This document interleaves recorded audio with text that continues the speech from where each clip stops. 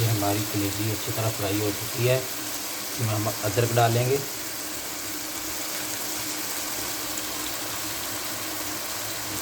टमाटर डालेंगे जो हमने पहले से चॉप करके रखे हुए हैं,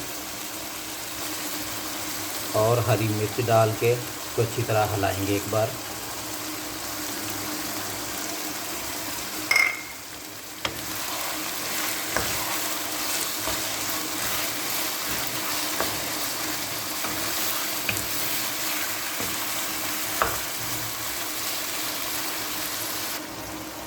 ये हमने टमाटर डाल के कलेजी को 2 से 3 मिनट के लिए भून लिया है। अब हम इसमें 1 टेबल स्पून नमक डालेंगे, 1 टेबल स्पून हम इसमें सुरख मिर्च डालेंगे।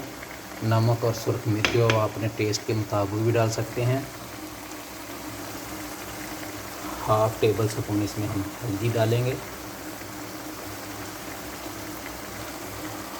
और हाफ़ टेबल स्पून हम इसमें काली मिर्च का पाउडर डालेंगे और इसको अच्छी तरह हिलाएंगे।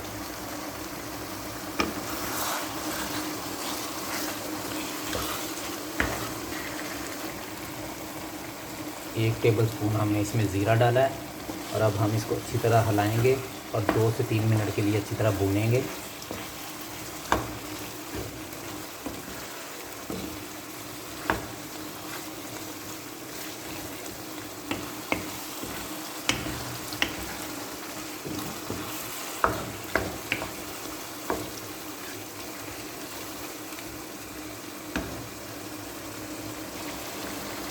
ये 2 से 3 मिनट हमारी कलेजी अच्छी तरह भून चुकी है।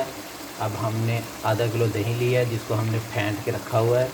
ये हमेशा याद रखें, जब भी दही किसी भी चीज़ में डालें तो उसको फेंट के डालें। आधा किलो हमने दही है जो फेंट के रखा हुआ है वो डाल दिया है। दही डाल के हम इसको तकरीबन 10 से 15 मिनट के लिए हल्की आंच पे अच्छी तरह भूनेंगे।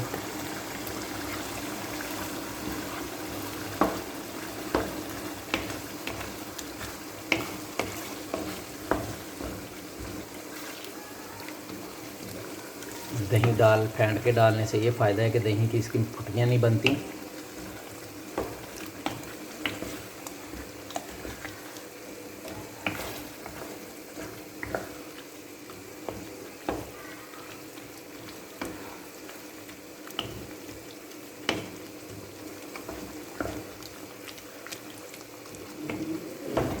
हम 10 से 15 मिनट के लिए इसको अब हल्की आंच पे पकाएंगे ताकि हमारी अच्छी तरह कलेजी भुन जाए।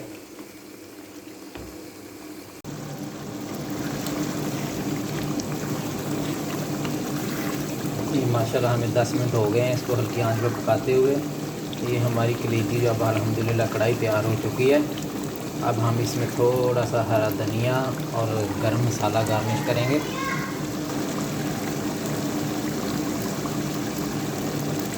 हरा धनिया,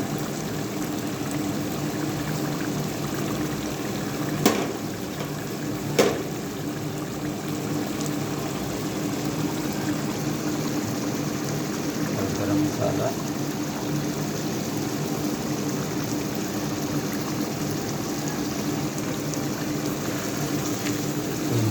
माशाल्लाह हमारी बहुत ही अच्छी और बेहतरीन जो कढ़ाई है कलेजी के वो तैयार हो चुकी है।